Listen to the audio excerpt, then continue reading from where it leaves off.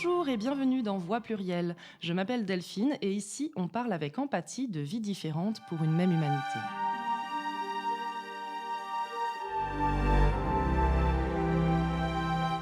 Aujourd'hui, je reçois François Mallet. Bonjour. Bonjour François. Et on va parler ensemble de bipolarité. Oui, notamment, absolument. Absolument. Et effectivement, donc c'est un deuxième épisode sur la bipolarité car c'est un sujet très vaste. Et donc François, merci beaucoup d'avoir accepté de participer à cet épisode Merci. pour nous illuminer encore. Avec le soleil. Exactement. C'est vrai que le soleil arrive, ça nous fait beaucoup de bien. Ouais. Mon cher François, je te propose dans un premier temps, si tu le souhaites, de nous présenter un petit peu qui tu es et toutes tes petites spécificités. Allez, c'est parti. Je m'appelle donc François, j'ai 31 ans. Je suis comédien, auteur et danseur sur glace. Donc un joli cocktail pluriel et puis plein d'autres choses, mais on va résumer comme ça. Je viens Trop donc de du talent. monde. Bah, je sais pas, mais en tout cas plusieurs choses, voilà. Je viens donc du milieu du patinage artistique. À la base, j'en ai fait beaucoup en compétition de mes 8 à 18 ans. Ensuite, j'ai fait des études supérieures à Sciences Po en journalisme. Et puis à la fin de mes études en journalisme, je me suis rendu compte que je voulais plus être journaliste. Et j'ai commencé le théâtre petit à petit. J'étais à Lyon à l'époque. J'ai joué un premier spectacle pendant 3 ans à Lyon. Et maintenant, je joue un deuxième spectacle depuis 4 saisons à Paris. Qui est exquis d'ailleurs. Parce Bah, que merci beaucoup que tu as vu il y a quelques semaines en tout cas. Ouais, et vraiment, je vous conseille d'y aller. Ça s'appelle Heureux soient les fêlés. C'est donc au théâtre du Marais, C'est si je ne dis ça, pas de les bêtises. samedis à 18h. Voilà, donc vraiment ruez-vous là-dessus. C'est drôle, c'est didactique, c'est envoûtant presque. Ah, bah c'est gentil. Ah oui, non, vraiment, la mise en scène est très chouette. On est embarqué dans un monde, donc je vous conseille vivement. Allez-y, sautez sur l'occasion. C'est l'instant promo dès le début. Exactement. Et donc, spectacle qui s'articule évidemment autour du triptyque bipolaire, gay, patineur artistique. Je suis plein d'autres choses que ça. Mais s'il fallait résumer, on va dire pour le packaging et parce qu'on aime bien quand même nous mettre et se mettre, hein, je me suis rendu compte pour vendre le spectacle aussi et le diffuser, mettre un peu des termes, on va dire catchy là-dessus avec lesquels je suis complètement OK hein, et qui me correspondent bien. Voilà, mais en tout cas, je n'ai aucun mal à être résumé comme le mec bipolaire, gay et patineur artistique. Si vous devez mettre une caractérisation et une définition rapide sur ma personne. Voilà. Sans aucune caricature, sachez que François porte un pull rose. Exactement. Voilà, exactement. Et on est OK.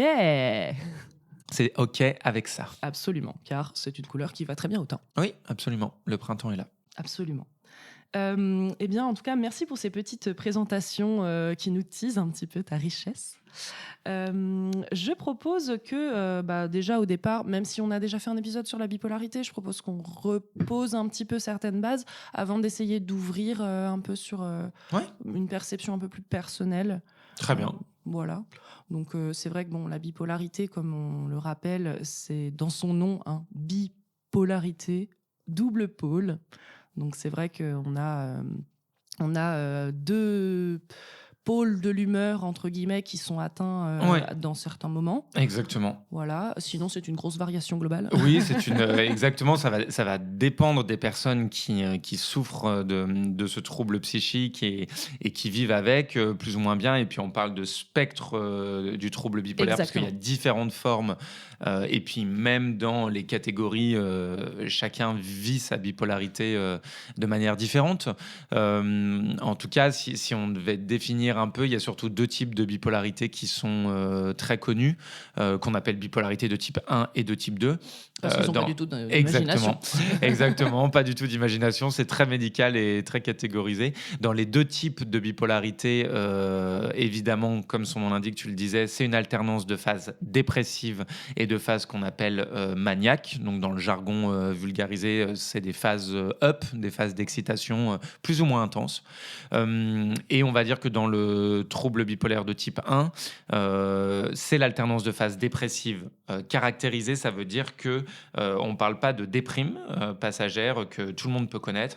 On parle pas de tristesse passagère. C'est vraiment, on va pas tous forcément les rappeler, mais des symptômes liés à la dépression, que ce soit la tristesse, les troubles de l'appétit, les troubles du sommeil, le manque d'intérêt pour les activités qui habituellement nous font du bien. Enfin, il y a tout un tas de critères un peu à cocher. Un Et ralentissement c'est global. ralentissement global, moteur, voilà, et psychique. Et c'est important de le préciser parce qu'en fait, on parle beaucoup, le terme de dépressif ou de bipolaire peut être vite, très vite, pardon, alors qu'en réalité, ça recouvre une réalité scientifique et médicale Oui. particulière. Ouais, toi aussi, on te l'a fait Voilà, bah ouais, le. ouais. Oh, Ah, bah, tout le monde est un petit peu complètement bipolaire. bipo, voilà. Ça n'a rien à voir avec le fait d'être lunatique, le fait d'être, voilà, plein d'autres choses. Et donc, du coup, la bipolarité de type 1, alternance de phases dépressives majeures.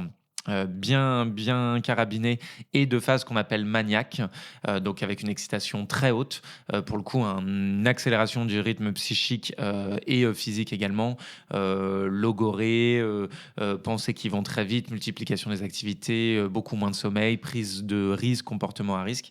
Et puis la bipolarité de type 2 qui va ressembler à la bipolarité de type 1 dans les phases dépressives, et moi par exemple c'est ce qui me concerne. Oui, moi C'est-à-dire que aussi. les phases dépressives peuvent être modérées à sévères. Par contre, on fait en up ce qu'on appelle des phases hypomaniaques, donc un peu moins importantes que maniaques, qui sont d'ailleurs très difficiles à diagnostiquer parce qu'il y a cette accélération globale et cette excitation globale, mais en général, on sait aussi que les personnes qui souffrent de bipolarité, quand elles sont stabilisées, sont en général naturellement dans une énergie haute, on va Oui. dire, ou en tout cas, En on tout n'est cas, pas sur ce qui est de l'euthymie. Donc l'euthymie, c'est vraiment presque l'absence d'humeur, c'est vraiment quelque chose de linéaire. Et du coup, moi, quand j'ai fait une phase hypomaniaque qui a duré plusieurs mois et qui est montée crescendo, on a eu du mal à voir que détecter. c'était une phase hypomaniaque parce que je sortais d'hospitalisation pour dépression. Les gens pensaient que j'étais juste de retour dans quelque chose de très joyeux, solaire et fun. Et ce sont les mêmes symptômes que la phase réellement maniaque, mais de manière atténuée. Et du coup, c'est difficile de diagnostiquer ça. Et puis, on a aussi, dans ce qui est très connu, la cyclothymie, qui fait partie du spectre du trouble bipolaire et qui va être en fait la même chose, mais avec une alternance de cycles un peu plus rapide en Ouais. général, sur des périodes. Alors, des fois, ça peut être 2 semaines, 3 semaines, peu importe, mais en tout cas, un peu plus rapide. Et ça ne veut pas dire que c'est moins violent. Oui, c'est ça. C'est très, très violent d'avoir des cycles plus courts. Mm. Le corps s'habitue pas, en fait. Exactement. Et il y a d'autres types. Là, c'est vraiment pour résumer et pour vulgariser, mais on va dire que c'est les 3 formes les plus connues. Oui, voilà. Voilà, donc qui sont forcément asymétriques, qu'on connaît à la fois bien et mal. C'est-à-dire Oui, qu'on sait t'as bien vu les prendre. dans tes médicaments que c'était écrit Oui. Oui, ça fonctionne, on sait que ça Exactement. marche, mais on ne sait pas trop sur où. Exactement, c'est un peu comme le Doliprane, quoi. Ouais. Désolé enfin, c'est ni pour faire de la pub dans un sens ou dans l'autre, mais ça fait des années et des années qu'on sait que ça fonctionne parce qu'on a des résultats prouvés et Avérés, empiriques ouais. et avérés, mais on ne sait toujours pas ce qui fait vraiment que ça marche, comment ça agit. Voilà. C'est le miracle de la vie. En même temps, je ne sais pas si c'est très rassurant parce que ça veut dire qu'on ingère. Bref, on reparlera certainement de ça, des traitements, pourquoi pas. Enfin, je suis open à en parler. Voilà, c'est bon, ça marche, tant mieux. On ne sait pas exactement ce qui fait que ça marche. C'est un peu flou. Tout Oui, ça. bah oui, bah après, de toute façon, il y a dans les traitements, il y a plein de traitements qui existent. Après, c'est vrai que pour des raisons de sécurité, on ne précise jamais vraiment quel traitement on prend chacun parce que chacun doit suivre les Exactement. recommandations de son ou sa psychiatre. Ouais. Parce que justement, Très important. Ouais. comme on vient de le dire, chaque bipolaire a une bipolarité différente. Donc, c'est important de bien traiter chaque personne en fonction de ses propres vécus. Ouais, symptômes et problématiques. Ouais. Ouais. Donc, c'est pour ça qu'on ne va pas dire qu'est-ce qu'on prend nous. De toute façon, on n'est pas là pour faire le magasin de... Du tout. Alors, combien tu prends de médicaments 12 et demi. Mais en tout cas, c'est vrai qu'il y a beaucoup de variétés de médicaments qui existent. On en parlait d'ailleurs dans le podcast précédent. Il y a plein de médicaments qui sont issus aussi d'autres pathologies qui ont ensuite été utilisés Exactement. pour la bipolarité. Il y a des Exactement. antipsychotiques, il y a des anxiolytiques, il y a des antidépresseurs. Ouais, les antiépileptiques. Tout à fait. Exactement, ouais. Même si la molécule, entre guillemets, que tout le monde connaît, c'est le lithium, parce que historiquement, les gens ont beaucoup parlé de ça. Exactement. Et était beaucoup traité avec ça, à voilà. tort ou à raison. Et ça existe encore. Et Tout ça à fait. marche chez certaines personnes très bien. Mais effectivement, on retient en général seulement ça. Voilà. Alors qu'il y a beaucoup d'autres traitements et ça dépend des personnes en fonction Il peut y avoir des associations de traitement aussi. Oui, des Donc, joyeux mélanges, ouais, des, ouais. des joyeux cocktails. Ah bah en général, on passe pas mal de temps avant de trouver la bonne formule. La bonne molécule, ouais. Mais c'est pour ça qu'il faut pas non plus avoir peur de si ça marche pas tout de suite, bah c'est normal. C'est parce que c'est très empirique et qu'il y a Oui, besoin de déterminer exactement comment la personne se sent c'est et exactement comment ça. ça se passe avec cette molécule ou Mm. avec ces C'est molécules. exactement le terme, ouais, c'est très empirique. Enfin, on avance, hein, Mm. évidemment, et puis je pense que c'est important de rappeler aussi que le traitement n'est jamais une obligation Oui, et que voilà, à partir de, enfin, en plus en général, on sait que c'est très dur de poser ces diagnostics-là avant l'âge adulte, donc en plus ça se passe vraiment, on va dire entre adultes consentants et que c'est jamais obligatoire. On sait juste, et ça a été, c'est des études scientifiques, que dans le cadre des troubles bipolaires, et c'est pas forcément le cas pour d'autres troubles psychiques comme la dépression par exemple, on sait que c'est très compliqué de ne pas avoir de rechute dans un sens ou dans l'autre quand on arrête son traitement. Il y a des fois des périodes où des personnes arrêtent leur traitement et où ça se passe bien, mais on sait qu'il y a un risque énorme de rechute, on s'en est aperçu empiriquement encore une fois. mm, Mais ceci étant dit, libre à chacun d'accepter ou pas le diagnostic et le traitement, hein. tout à fait. Évidemment. Mais c'est vrai que il est assez rare de trouver tout de suite, et puis des fois même quand on trouve la bonne molécule, si c'est le cas, et qu'on l'accepte et qu'on en a envie, le dosage, quoi. Ouais. C'est quelque chose, puis c'est quelque chose qui se teste aussi, même quand on prend la molécule assez fréquemment, tous les ans ou tous les 2 ans, pour voir comment le corps réagit. Tout à fait. Pour la même molécule, chacun n'a pas la même efficacité, ça Et passe on pas forcément change. dans le sang, et on change, et on est en mouvement, donc ouais. Mm. Mais très important, l'observance, justement. Ça, c'est quelque chose dont on parlait beaucoup quand j'étais en Oui, psychoéducation en hôpital de jour. L'observance au niveau médicamenteux, si on accepte de prendre tel ou tel médicament, telle ou telle molécule, c'est hyper important de suivre le processus et d'en parler toujours à ses soignants pour justement ne pas avoir cet arrêt brutal ou que justement en fait ce qu'on a commencé soit ensuite complètement perdu par la suite. C'est un peu comme la pilule en fait. Quand on arrête la pilule, oui, je m'y connais, je voudrais pas m'avancer dessus parce que pour le coup, je ne m'y connais pas, slash assez, et je voudrais pas dire de bêtises, mais du coup, je te crois. Je te crois gentil. complètement. Complètement. Oui, c'est vrai, je Mais vais je ne pas le peux pas dire. réagir, enfin, je ne me sens pas de réagir. Ceci dit, il y a des pilules masculines maintenant qui Oui, commencent à c'est vrai. arriver. Et tu vois, d'ailleurs, on en parle tellement peu que ça ne me vient même pas à l'esprit, alors que je sais que ça Mm. existe, premièrement, et deuxièmement, qu'on en a déjà parlé il y a un moment, Ouais. mais qu'on n'a pas ce réflexe, hein, Ah bah oui, mais de en toute tant façon, il y a eu tellement qu'homme. de négativité dessus pour les mêmes problématiques que Ouais, la pilule féminine d'ailleurs. exactement. Mais c'est vrai que moi je sais quand j'ai arrêté la pilule, enfin d'ailleurs c'est pas quand, c'est j'ai arrêté la pilule parce que ça jouait sur mon humeur. Ouais, Et du coup, bah, forcément, l'arrêt a provoqué aussi des variations et tout. Donc c'est pareil pour les médicaments complètement. qui... Oui, oui, complètement. Voilà. Donc c'était le petit C'était le aparté. petit point Le magazine petit de la point. santé. Exactement. C'est ça, ça fait un peu genre bonjour, vous êtes ici sur. Aujourd'hui, on parle des thymorégulateurs. Qu'est-ce qu'un thymorégulateur? C'est un régulateur d'humeur, Jamy. Oh, Voilà. merci Fred. Ah, c'est vrai que j'ai toujours l'impression un peu de faire.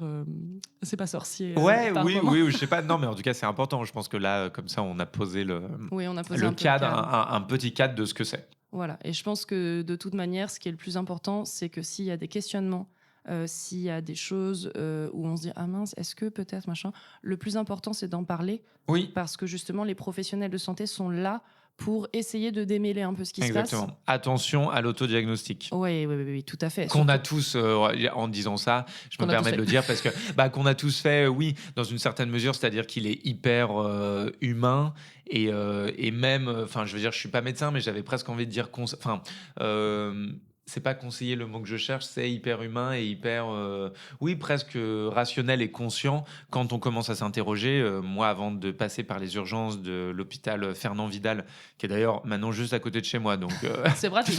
teaser, je ne sais pas si ça veut dire quelque chose, mais et qui est notamment un centre expert bipolaire.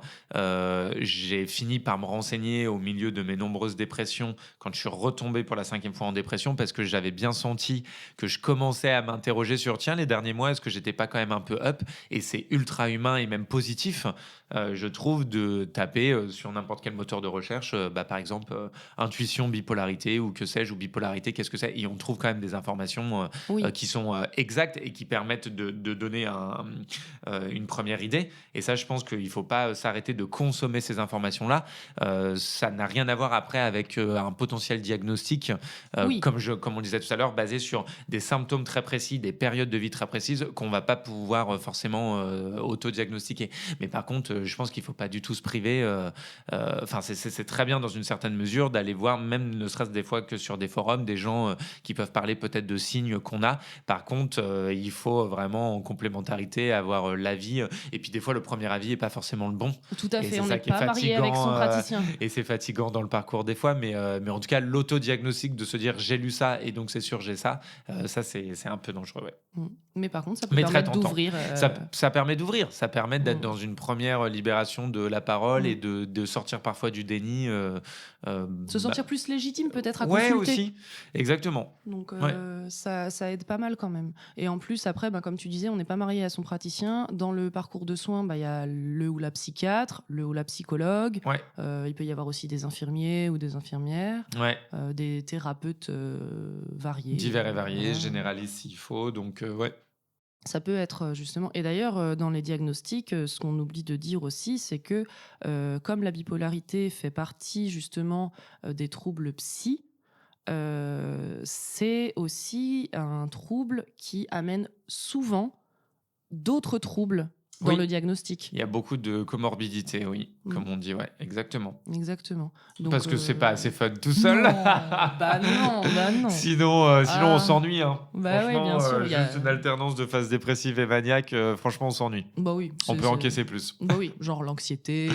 Voilà. Il y a aussi pas mal les addictions qui sont liées aux phases up. Exactement. il peut y c'est ce que je disais dans les avoir- comportements à risque. Et ça, Ouais.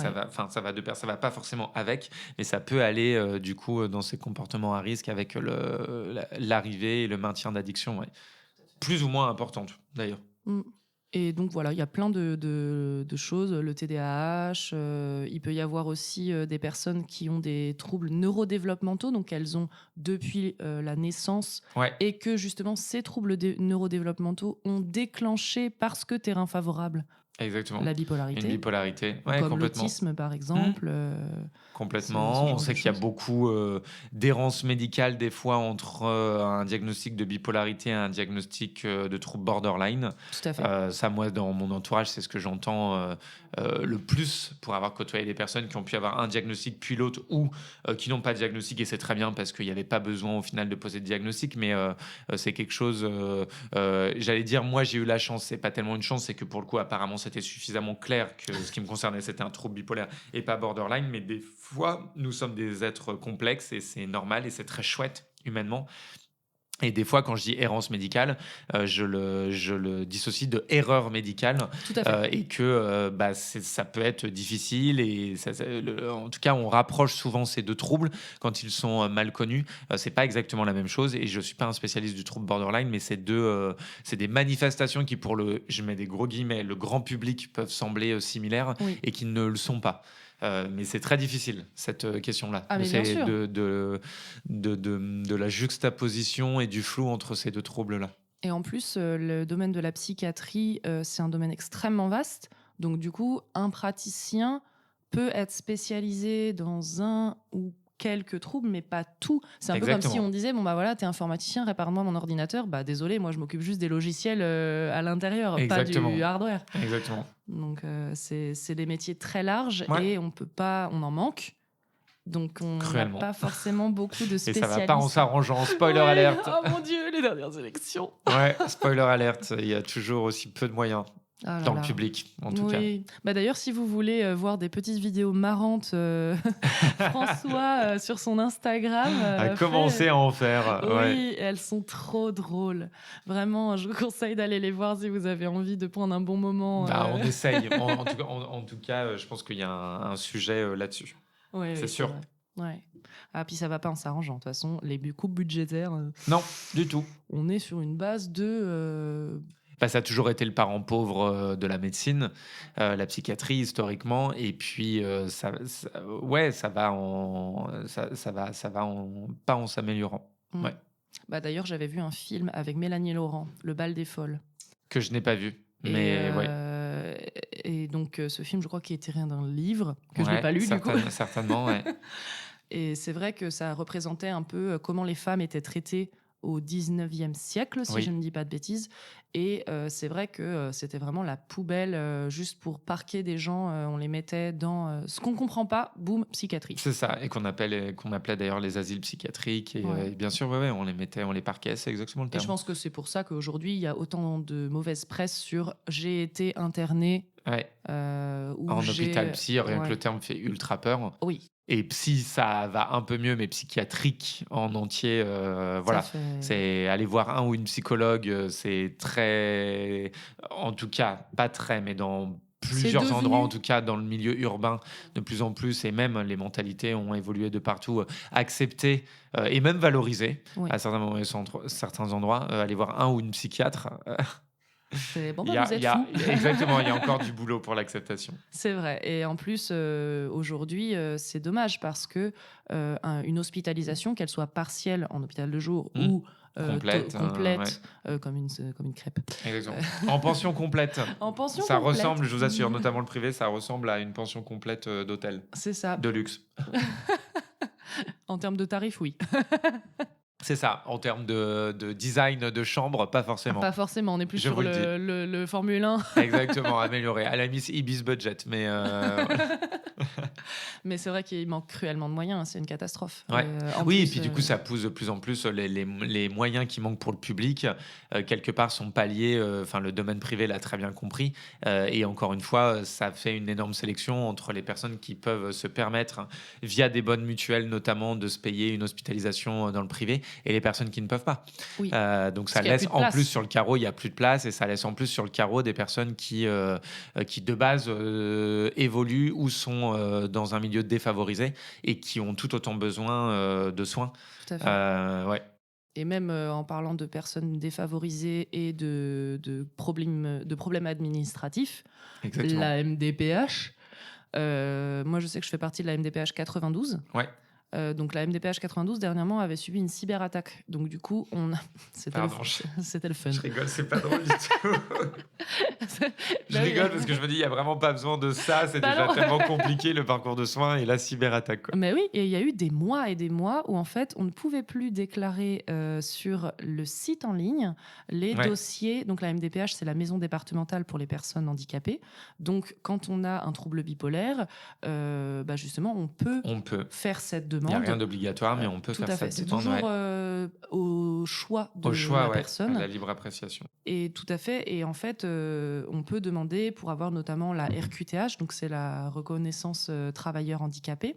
Exactement. On peut avoir aussi l'AAH. Donc AAH, c'est pour l'aide aux adultes handicapés. C'est ça.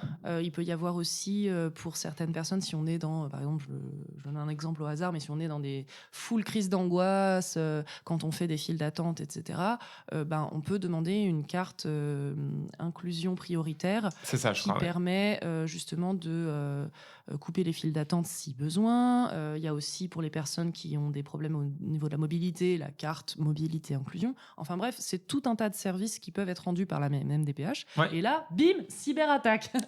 Et pendant. Youpi. Comme ça, full d'appels en numéro masqué pour... Ah, c'était Vous avez pensé à rénover votre énergétiquement votre logement énergétiquement. dont vous êtes propriétaire depuis 5 ans? Bah, ça tombe bien, je suis dans une chambre du Crous, donc... Je ne peux pas. Ok, Mais ouais, bon, ça a été pas besoin de horrible ça. et on devait renvoyer tout en format papier.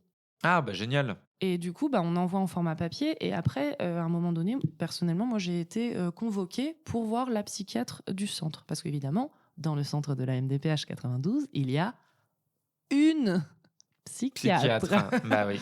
Pour tout le monde. Voilà. Et je suis arrivée, je me suis dit, mais ce n'est pas possible, je suis au milieu d'un souk.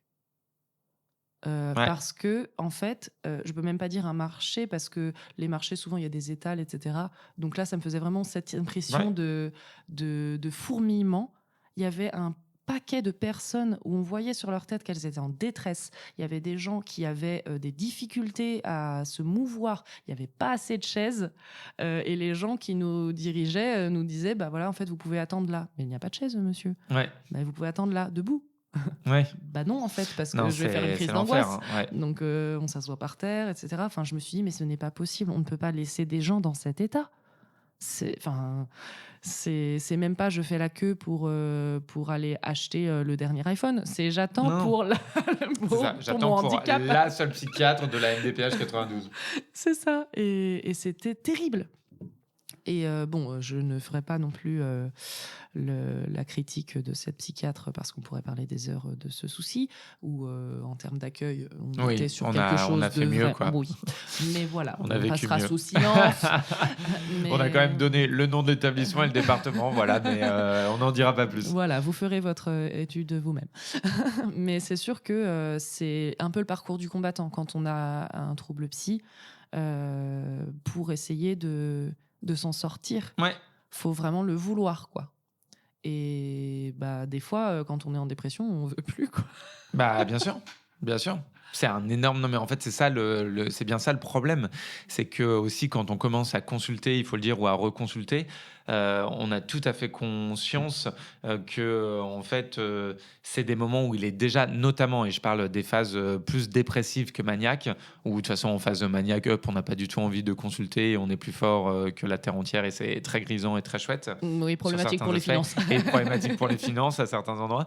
Mais quand on est dans le down, que ce soit l'angoisse, l'anxiété, les phases dépressives caractérisées, modérées à sévères, c'est une telle difficulté déjà des fois d'arriver à se lever, d'arriver à manger, d'arriver à se laver, que faire une démarche physique, ne serait-ce de faire que quelques centaines de mètres des fois pour aller dans un centre, ou alors passer plusieurs coups de téléphone pour avoir un rendez-vous avec un ou une psychiatre, un ou une psychologue, un ou une thérapeute, mais C'est la croix et la bannière. Exactement. Et d'ailleurs, c'est pour ça qu'à chaque fois, quand on parle justement de phases dépressives, que ce soit donc les dépressions unipolaires ou bien les dépressions bipolaires, je rappelle toujours le 3114 Ouais. parce que c'est le numéro justement d'urgence pour le suicide. Ouais, de prévention du suicide. Tout à fait. Absolument, Oui, ouais. de prévention du suicide. Ouais. Ils vont pas vous aider. Hein, Exactement, non. Ils vont vous aider accompagner. à ne pas le faire. À ne pas, Voilà. ouais. Et c'est très très important. Et heureusement qu'ils sont là. Parce que sinon, ce serait une détresse totale. Parce que des fois, quand on va pas bien, on est cloîtré chez soi, parfois seul, parce que tout le monde n'a pas forcément la chance d'être avec quelqu'un chez soi. Et d'avoir un référent ou une référente, ouais, absolument. Oui, tout à fait. Et d'ailleurs, je pense que ce qui est assez important en termes de communication, c'est essayer de se trouver aussi des gens en qui on peut avoir confiance. Parce que justement, ces personnes-là pourront nous aider à avancer.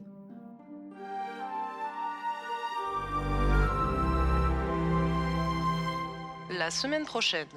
Et d'ailleurs, je suis en train de me dire que ce serait une transition merveilleuse vers incroyable. cette partie suivante.